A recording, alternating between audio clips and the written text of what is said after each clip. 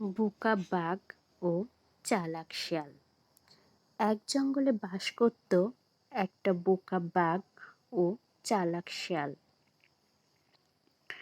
বাঘ সবসময় নিজেকে চালাক মনে করত আর জঙ্গলের সব শিকার একাই খেয়ে নিত। শিয়াল বাঘের এমন আচরণে খুবই বিরক্ত হতো।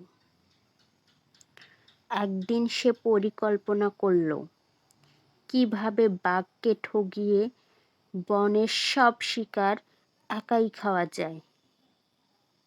একদিন বাঘ কোনো শিকার পেল না।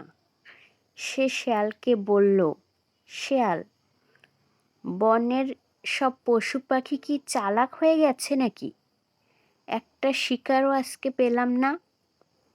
শিয়াল বলল, বাঘ মামা, অপেক্ষা করুন, কিছুক্ষণ পর দেখবেন কত শিকার আপনার সামনে চলে আসে। শিয়াল বাঘকে বলল, আপনি ওই গাছের ডালে গিয়ে বসে থাকেন আর অপেক্ষা করতে থাকেন। আমি বনের যত শিকার আছে সব নিয়ে আসবো আপনার জন্য। তখন বাঘ গাছের ডালে বসে থাকে আর শিয়াল যায় শিকার খুঁজতে। শিয়াল মনে মনে ভাবে, আজকে একটা সুযোগ পেয়েছি, বনের সব শিকার আমি একাই খাবো।